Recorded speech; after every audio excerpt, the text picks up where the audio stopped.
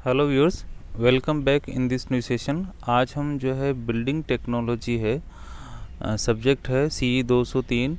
उसकी जो यूनिट संख्या है 14, फिनिशिंग ऑफ बिल्डिंग है। उसके पार्ट 2 के अंदर जो है हम स्टडी करेंगे, जैसे प्लास्टर वगैरह जो है वो क्या होता है, पॉइंटिंग वगैरह क्या होते हैं, ठीक है। और साथ ही जो है डिफरेंट टाइप्स के जॉइंट है उसके बारे में स्टडी करेंगे, ठीक है। फर्स्ट जो लेक्चर था उसके अंदर इस यूनिट का, उसके अंदर अपन ने जो है आपके पेंट क्या होता है, ठीक है, डिस्टेंबर क्या होता है, इसके बारे के अंदर हम स्टडी अपने किया था, ठीक है। इस जो है लेक्चर के अंदर अपन जो है डिटेल से स्टडी करेंगे कि प्लास्टरिंग क्या होती है, ठीक है। तो सबसे पहले जो है प्लास्टरिंग जो है प्लास्टर जो है, प्लास्टर क्या काम आता है, ठीक है। अगर हम ये उसको जानने से पहले जो है अपन ये कर लें कि प्लास्टर का मकसद क्या होता है या ऑब्जेक्ट क्या होता है। तो प्लास्टर एक तो जो है अपन क्या करते हैं कि जो डिफेक्टिव वर्कमैनशिप होती है, ठीक है, उसको छिपाने के लिए अपन प्लास्टर करते हैं। इसके साथ साथ में प्लास्टर जो अपन क्यों करते हैं कि स्मूथ सरफेस है वो अपन प्रोवाइड करते हैं, ठीक है, इसलिए हम प्लास्टर करते हैं। साथ ही जो गुड लुकिंग सरफेस हो उसके लिए अपन प्लास्टर करते हैं। साथ ही जो है वॉल को जो है हम क्या करते हैं, रेन वाटर और अदर एटमॉस्फेयर एजेंसी से बचाने के लिए भी हम प्लास्टर करते हैं। साथ ही जो है अगर आपके जो टर्माइट है या वर्मीट वगैरह है उसको भी सरफेस में नहीं लगे, उससे बचाने के लिए भी हम प्लास्टर करते हैं, ठीक है। तो प्लास्टर जो है जनरली अपन क्या करते हैं कि सीमेंट और सैंड के मिक्सचर को मिलाते हैं, मिलाने के बाद में फिर हम जो है प्लास्टर करते हैं, ठीक है। या हम सीमेंट और सैंड ना करके हम लाइम और सैंड भी मिक्स करके भी प्लास्टर कर सकते हैं, या फिर अपन सीमेंट, लाइम और सैंड तीनों का मिक्सचर करके भी हम लगा सकते हैं, ठीक है। तो जैसे प्लास्टरिंग का जो है कि इसको कहते हैं कि हम जो है मोर्टार जो होता है, ठीक है, उसको मोर्टार कोट को जो है वॉल, कॉलम और सीलिंग की सरफेस पे स्मूथली अप्लाई करने को ही हम क्या करते हैं, प्लास्टरिंग कहते हैं, ठीक है। तो मोर्टार जो यूज़ करते हैं वो अभी मैंने बताया आपको, आपके लाइम मोटार, सीमेंट मोटार या लाइम सीमेंट मोटार का हम यूज़ कर सकते हैं, ठीक है। जैसे फॉर एग्जांपल अगर आप लाइम मोटार यूज़ कर रहे हैं और उसमें भी अगर आपने फेट लाइम को यूज़ किया है तो जो फेट लाइम और सैंड का जो रेशियो होगा वो आपके 1:3 टू 1:4 आपको लेना है। और अगर आप हाइड्रोलिक लाइम लेते हो तो उसका जो प्रोपोर्शनल है वो आपके 1:2 रखना है। अगर आपने सीमेंट मोटार यूज़ किया तो आपने सीमेंट का प्रोपोर्शन 1 रखना और सैंड का 4 रखना है, या 1:6 रहना है, ठीक है। तो ये आपके जनरली रेशियो है जो कि यूज़ करते हैं। और इन केस अगर आप कॉस्ट इफ़ेक्टिव मोटार का यूज़ करना चाहते हैं, इट मीन्स अगर आप सीमेंट, लाइम और सैंड तीनों को मिक्स करके लगाना चाहते हैं तो आप 1:6 का यूज़ कर सकते हैं या 1:8 का यूज़ कर सकते हैं। और अगर आपको बहुत ही अच्छा करना है तो 1:2:8 का जो है आपको रेशियो को यूज़ प्लास्टर कर सकते हैं, ठीक है। ऑब्जेक्ट मैंने बता दिया कि आपको जो है अपने प्लास्टरिंग का जो है ऑब्जेक्ट क्या होते हैं कि जो वर्कमैनशिप होती है उसको कंसील करने डिफेक्टिव वर्कमैनशिप होती है उसको कंसील करने के लिए, इसके बाद में गुड प्लास्टर जो होता है उसकी क्या रिक्वायरमेंट होनी चाहिए, ठीक। एक तो ये जो है बैकग्राउंड को जो है, ठीक है, ये इजीली क्या ना छिपाने योग्य होना चाहिए, ठीक है। अगर बैकग्राउंड अगर ख़राब है तो इससे जब अप्लाई करें अपन तो इसकी प्रॉपर्टी ये होनी चाहिए प्लास्टर की, वो आसानी से छिपा लें, पारदर्शी ना रहें, ठीक है। इसके साथ साथ में ये प्लास्टर जो होता है होना चाहिए वो हार्ड एंड ड्यूरेबल होना चाहिए। साथ ही जो है मॉइस्चर को जो है वो एंट्री को प्रिवेंट करे उस वॉल, कॉलम या सील के ऊपर, जहाँ रूफ के ऊपर जहाँ भी हम अप्लाई कर रहे हैं उसको मॉइस्चर को एंट्री होने में प्रिवेंट करना चाहिए। और साथ ही जो है ये क्या होना चाहिए, चीप होना चाहिए, यानी कि सस्ता होना चाहिए, ठीक है। तो ये आपके गुड प्लास्टर की रिक्वायरमेंट।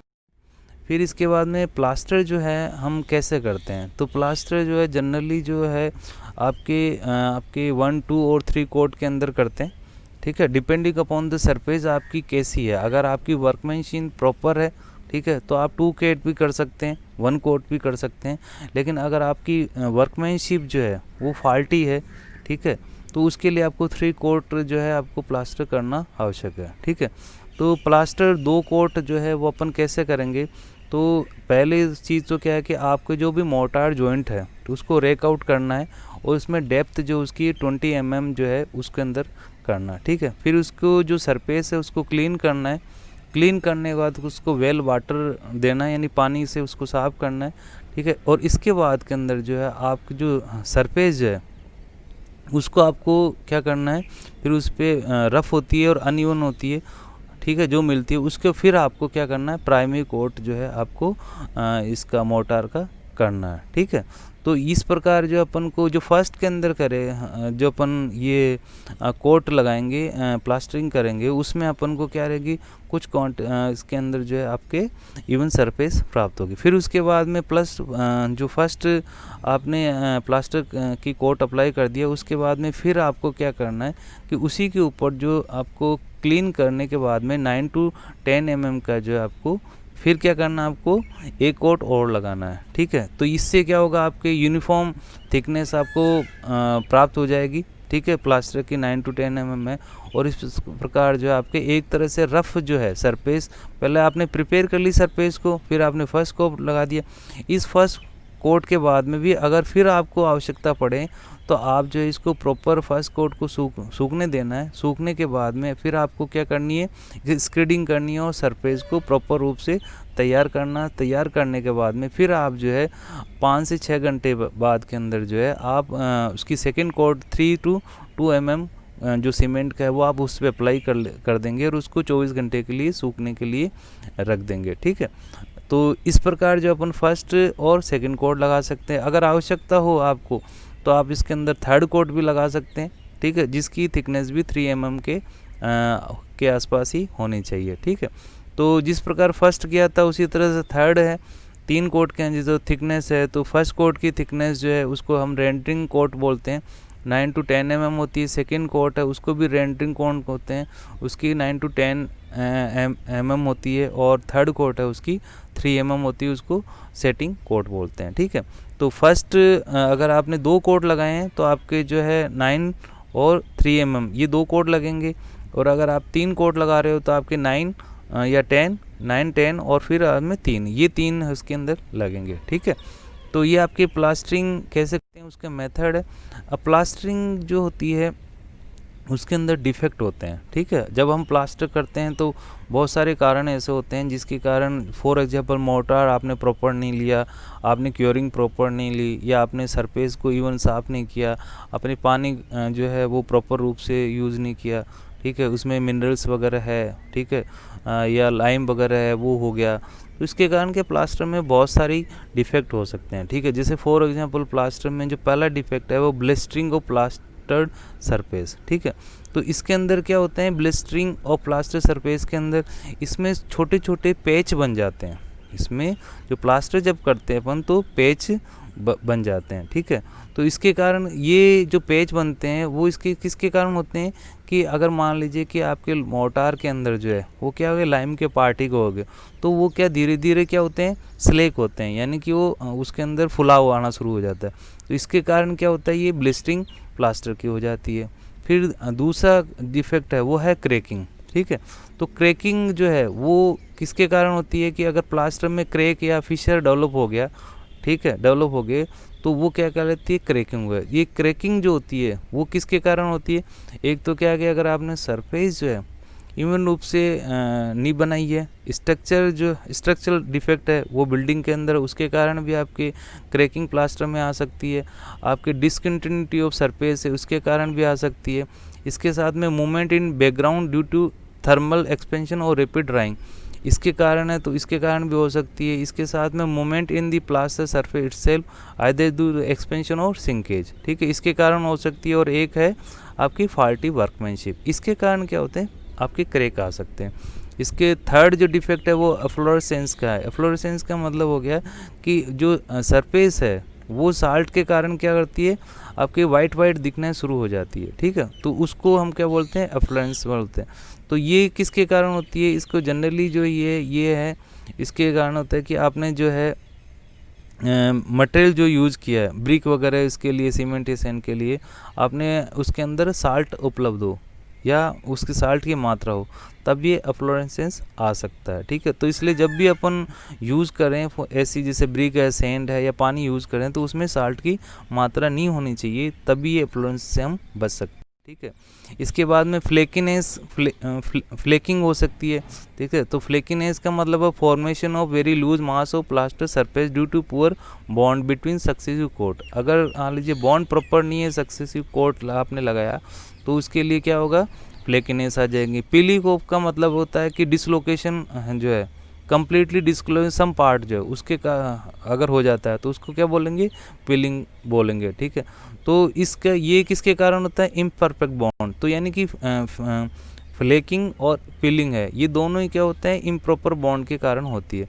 पॉपिंग का मतलब क्या होता है कि एक्सपेंड होना, यानी कि कॉनिकल हॉल बन जाते हैं। कई बार आपने देखा होगा कि जब प्लास्टर करता है कोई भी मिस्त्री वगैरह, तो उसमें कॉनिकल हॉल टाइप बन जाते हैं। ठीक है, तो ये इसके कारण किसके कारण होता है कि जो है अगर कुछ पार्टिकल रह गया वो एक्सपेंड हो गया या सेटल हो गया, तो उसके कारण पॉपिंग हो सकती है। इसी तरह से रस्ट स्टेन और अनइवन सरफेस, तो ये जो है प्लास्टर के क्या है, डिफेक्ट है, जिसको कि आपको जब भी अगर क्वेश्चन में पूछा जाए तो आपको लिखना है। रेमेडी क्या है कि रेमेडियल मेजर है, अगर मान लीजिए आपने हमने जो डिफेक्ट बताएं तो उसके कारण क्या है, एक तो क्या है कि प्लास्टर करते वक्त जो है वर्कमैनशिप प्रॉपर होनी चाहिए। दूसरी चीज़ क्या है कि आपको जो बॉन्ड है वो प्रॉपरली मेंटेन होना चाहिए।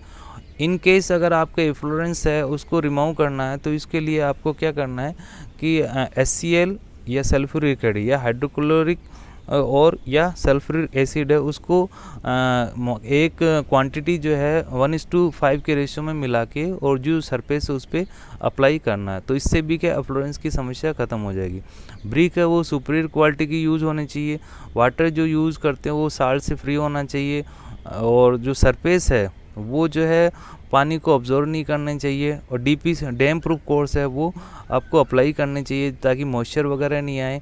इसके साथ में जो कंस्ट्रक्शन जॉइंट है वो प्रॉपर रूप से लगाना चाहिए, और freshly surface should be protect from surplus quantity of water. ठीक है, यानी कि आपने फ्रेश प्लास्टर कर दिया है, तो अगर फॉर एग्जांपल रेन वगैरह है, एक्सेस हीट और सन की है, तो उससे भी हम उनको बचाना चाहिए। तो ये जो अपने प्रिकॉशन लेते हैं, ये प्लास्टर के जो डिफेक्ट है उससे आपको बचा सकते हैं। ठीक है, इसके बाद में अपना आता है पॉइंटिंग। क्या होती है पॉइंटिंग, जो होती है वो पॉइंटिंग जो है, अगर आप कई बार क्या होता है कि अपन प्लास्टर पूरी सरफेस पे ना करके जो मोर्टार फिनिशिंग है, ठीक है, जो एक्सपोज जॉइंट है, उसी जॉइंट के ऊपर क्या करते हैं अपन, मोर्टार लगा देते हैं, तो उसको क्या बोलते हैं अपन, पॉइंटिंग बोलते हैं। यानी कि जो जॉइंट होते हैं उस पे ही मोर्टार को लगाना वो कहलाता है पॉइंटिंग कहलाता है। ठीक है, तो पॉइंटिंग करने के लिए आपको जो भी जॉइंट है उसको क्या करना है, रेक करना है, जिसकी डेप्थ जो होती है 10 mm टू 20 mm होती है, और फिर उसको जो है रिच मोर्टार के द्वारा जो है आपको क्या करना,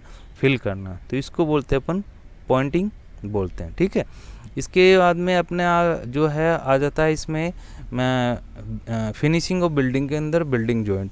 अब जॉइंट जैसे कि आप जानते हैं कि जॉइंट होते हैं वो सिंपल ग्रू होते हैं जो कि कट किए जाते हैं सरफेस, कंक्रीट सरफेस के किया जाता है। ठीक है, ये इसलिए प्रोवाइड किए जाते हैं कि जो अगर फॉर एग्जांपल अगर क्रैक हो रहे हो, ठीक है, गर्मी के कारण अगर एक्सपेंशन हो रहा हो और सर्दी के कारण सिंकेज हो रहा हो, तो इसके कारण अगर कुछ क्रैक हो रहा हो तो ये अगर आप जॉइंट प्रोवाइड कर देंगे तो इसके होगा कि एक्सपेंशन कॉन्ट्रैक्शन है वो प्रॉपर रूप से सरफेस को होगा, और उससे जो सरफेस के जो है उस पर कोई क्रैक नहीं पड़ेंगे और वो सेफ रहेगी। इसलिए हम जनरली क्या करते हैं, जॉइंट को प्रोवाइड करते हैं। तो पर्पज़ है वो जॉइंट का ये है ही है कि जो अगर फॉर एग्जांपल अपने पास में लार्ज एरिया है, ठीक है, तो उसको स्मॉल एरिया के अंदर कन्वर्ट करना, और साथ ही जो है जॉइंट अगर क्रैक वगैरह आ रहे हैं तो किसी लिमिटेड जगह पे ही उसको क्या करना, कंट्रोल करना, वो पूरी जगह पे नहीं। इसलिए हम जनरली जॉइंट प्रोवाइड करते हैं। ठीक है, जॉइंट जो होते हैं आपके जो है दो तरह के होते हैं, एक तो आइसोलेशन ये और एक्सपेंशन जॉइंट है, और एक होता है कंस्ट्रक्शन जॉइंट। ठीक है, तो जैसे मैंने इसमें अभी आपको बताया था कि आइसोलेशन और एक्सपेंशन जॉइंट होते हैं वो वेदर के कारण होते हैं।